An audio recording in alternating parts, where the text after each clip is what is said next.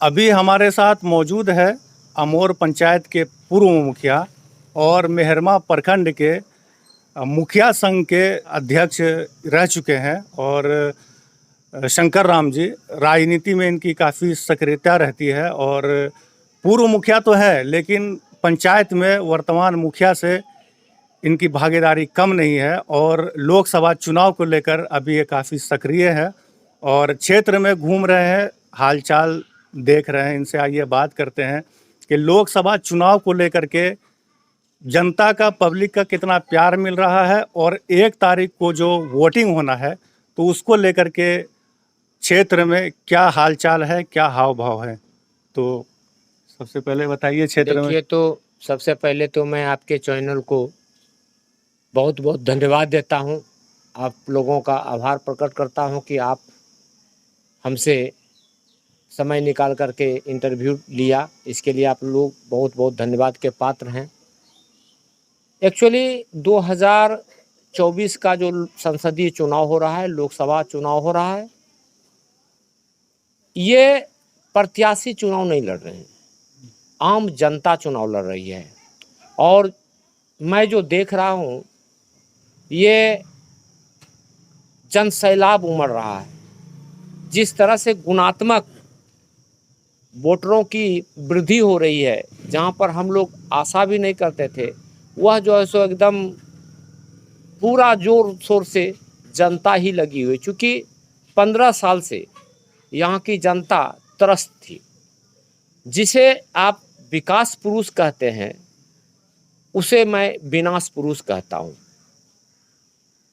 गोड्डा से लेकर के भगैया तक 70 किलोमीटर की दूरी है और उस 70 किलोमीटर दूरी में एक भी शिलापट माननीय सांसद का नहीं है। 15 साल का एक कार्यकाल होता है। ये इस युग में 60 साल जीना लोगों का मुहाल हो जाता है और 15 साल मतलब 1/4 एक युग का अंत हो गया और हम लोग विकास से मरहूम हो गए। आपके कहने का मतलब है कि निशिकांत दुबे ने कोई विकास नहीं किया गोड्डा से लेकर के भगैया तक। लेकिन अगर देखा जाता है, बयान सुना जाता है कि गोड्डा से लेकर देवघर तक एम्स, रेलवे और अडानी भी है, तो इसके बारे में आप क्या कहना चाहेंगे?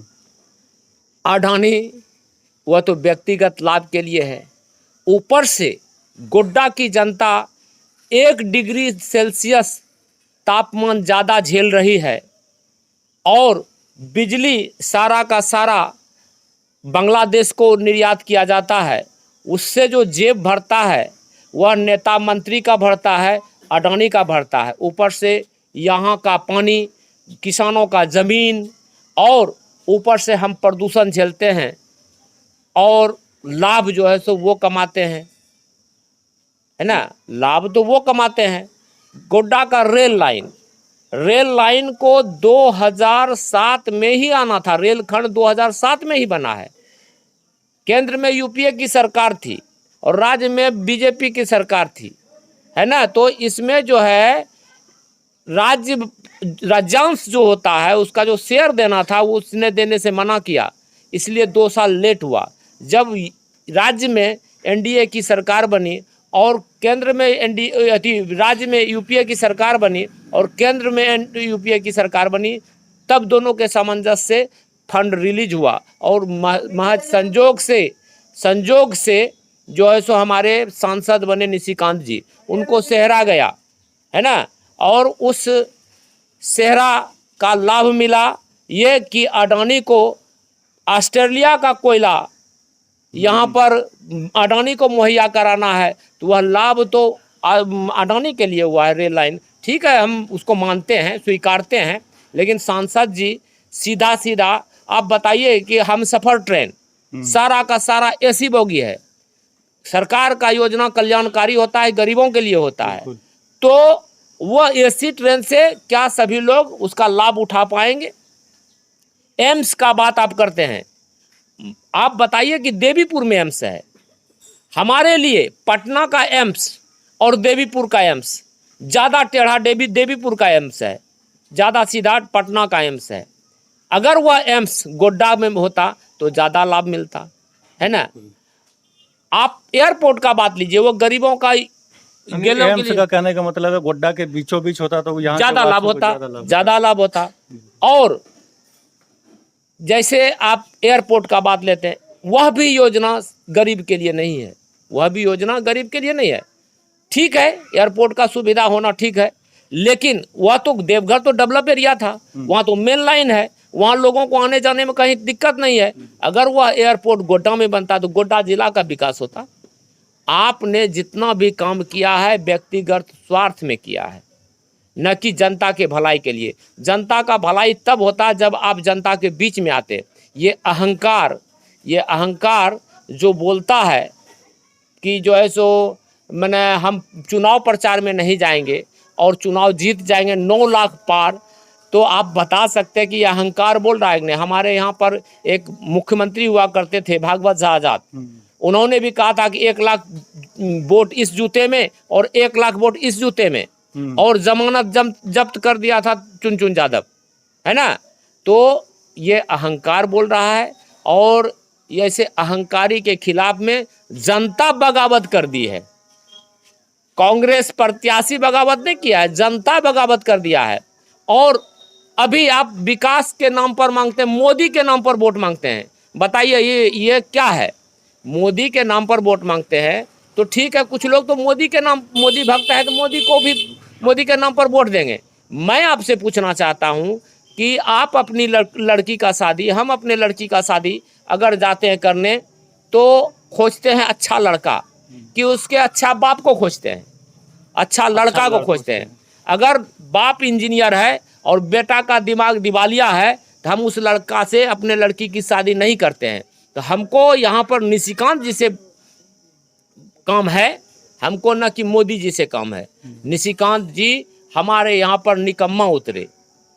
अच्छा, कहीं ना कहीं देखने को मिल रहा है कि कल पथरगामा में दिनेश लाल निरहुआ जो आजमगढ़ के सांसद है और उनके साथ अमरपाली, और कल ऐसा न्यूज मिल रहा है कि कल अक्षरा सिंह आ रही है चुनाव प्रचार प्रसार के लिए बीजेपी के लिए। तो इस बारे में आप क्या कहना चाहेंगे? अरे वो सब तो नचनिया गवैया है, उसमें तो लड़का बच्चा ऐसे भी जाएगा भेंट करने।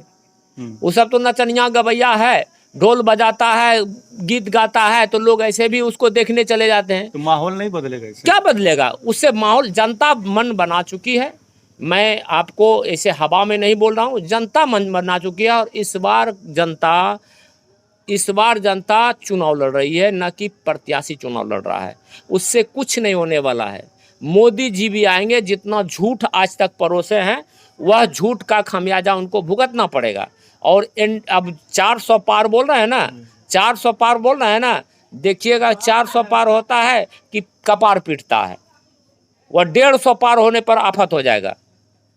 हर 10 साल से तो जनता स्वीकार रही है, देश की जनता। तो क्या इस बार भी नहीं हो सकता है कि फिर अगर मोदी जी ने चलिए मान लिया कि विकास नहीं किया तो फिर एक बार और 5 साल दे दिया जाए उन्हें विकास करने के लिए? देखिए, धर्म के नाम पर देश नहीं चलेगा। आप मंदिर बनाइएगा, मंदिर में वहाँ भिखारी पैदा होगा या पुजारी पैदा होगा।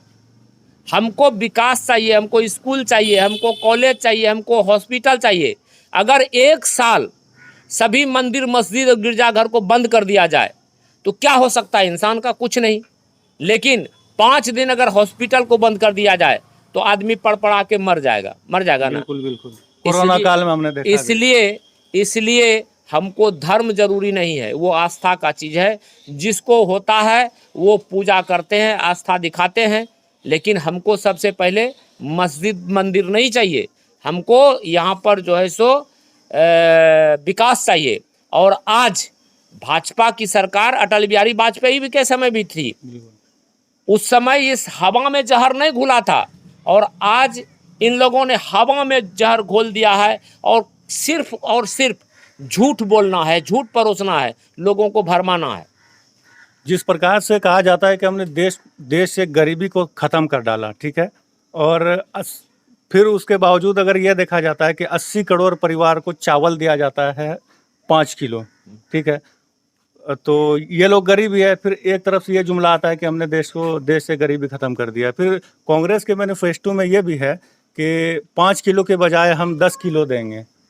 तो क्या लगता है फिर आपको? ऐसा आपके राशन कार्ड पर आगे में लिखा है राष्ट्रीय खाद्य सुरक्षा अधिनियम बिल्कुल। और पीछे लिखा है जातिगत आर्थिक जनगणना 2011 पीछे वाला पृष्ठ पर। तो ये जो है ये कांग्रेस की 4 फूड सिक्योरिटी बिल जो है वह मनमोहन सरकार की देन है। उनका मानना था कि हम भारत में किसी भी आदमी को भूखे नहीं सोने देंगे, है ना। और अभी जो घोषणा हो रही है, अभी कह रहे हैं कि इतना मना जो है सो हम जरूरत पड़ा तो हम 10 किलो अनाज देंगे, जरूरत पड़ा तो हम 10 किलो अनाज देंगे, है ना।